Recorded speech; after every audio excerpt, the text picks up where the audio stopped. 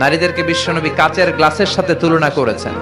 কাচের গ্লাস আস্তে ধরতে হয়, আস্তে রাখতে হয় না জোরে রাখতে হয়? জোরে রাখলে কি হয়?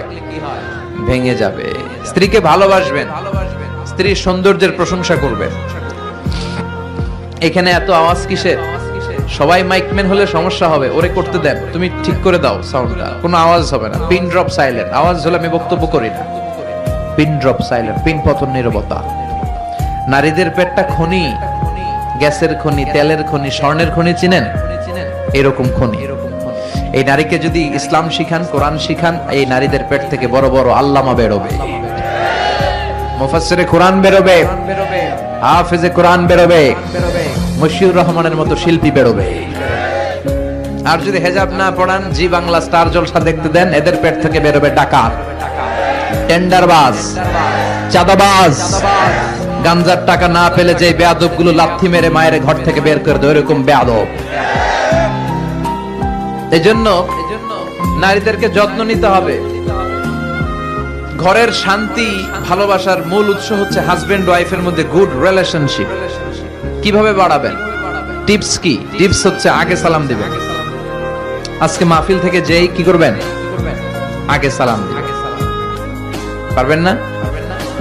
ইনশাআল্লাহ আওয়াজ কমে গেছে। আই কিল্লাই দিও, হেতেই নারে দিব। আর সে তো আপনারে দিবে, আপনি কয়েকদিন দেন না, তারপরে লজ্জায় পড়ে তিনিও দিবেন।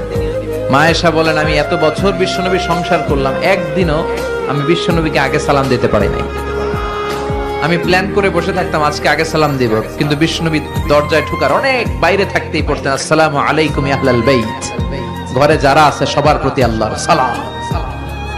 এজন্য ভালোবাসা বাড়ানোর টিপস হচ্ছে সালাম দিবেন। কি দিবেন? একে অপরের প্রশংসা করবেন।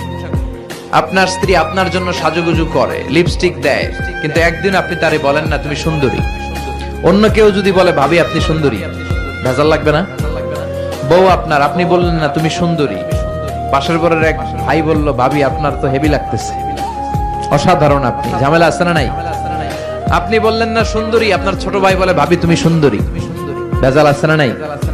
এজন্য তাদেরকে ভালোবাসবেন, বলবেন তুমি সুন্দরী, তুমি সুস্নিগ্ধা, তুমি রূপবতী, তুমি গুণবতী, তুমি সুহাসিনী, তুমি সুকেশিনী, তুমি শুভাসিনী, তুমি অসূর্যম পোষ্যা, মেঘ কালো কেশ, কাজল কালো চুল, হরিণের মতো ডাগর ডাগর দুটি তোমার চোখ।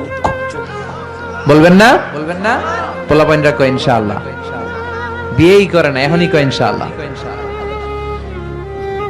তো স্ত্রীর প্রশংসা করবেন। আর আমার মাইকের আওয়াজ যেই বোনদের মায়েদের কানে যায়, আপনারাও নাশুকরি করবেন না, আপনার হাজবেন্ডের ক্যাপাসিটি অনুযায়ী সন্তুষ্ট থাকবেন, ঠিক কিনা?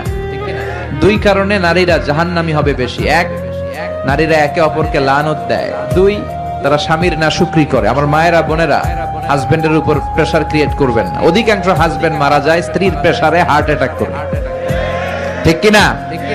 ওই সব ভুক্তভোগী কয় ঠিক। আল্লাহ ফ্যামিলি গুলারে জান্নাতের টুকরা বানায় দাও। স্ত্রীর প্রশংসা করতে রাজি আছেন তো? এক লোক ওয়াজে শুনেছে স্ত্রীর প্রশংসা করা দরকার, আগে সালাম দেওয়া দরকার।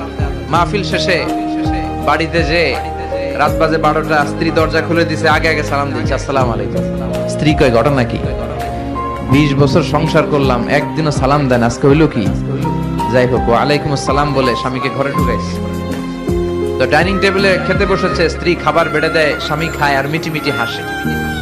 স্ত্রী তো রেগে গেছে, রাত বাজে 12টা, মিটি মিটি হাসো কেন? মিটি মিটি হাসেন না আবার একা একা, ওনারে নিয়েই হাসবেন। হাসো কেন? বলে হাসি কারণ আজকে তোমার রান্নাটা এত মজা হয়েছে না, আমার জীবনে এত মজার রান্না আমি খাই নাই। রান্না মজা হয়েছে শুনে স্ত্রী তো তেলে বেগুনে জ্বলে উঠছে। কি রান্না মজা হয়েছে মানে? বিগত 20 বছর ধরে তোমার রান্না করে খাওয়াই, একদিনও কইলা না মজা হয়েছে। আর আজকে পাশের ঘরের ভাবি একটু গরুর গোশতের তরকারি পাঠাইছিল, ওই তরকারি দিয়ে তোমারে খাবার দিছি, রান্না বান্নার করি নাই। ওই বেডির রান্না তোমার এত ভালো লাগছে, খাও জন্মের খাও, আর রান্ধুম না। এরকম উল্টা পাল্টা প্রশংসা করা যাবে না। প্রশংসার আগে কনফার্ম হয়ে নেবেন, recheck, cross check and double check যে রান্নাটা করেছিল কে, ঠিক কিনা? তা না হলে কিন্তু চুলায় আগুন জ্বলবে না। রোজা রাখা লাগবে। আল্লাহ আমাদের ফ্যামিলি গুলোরে জান্নাতি ফ্যামিলি বানাও। জোরে পারেন আমিন।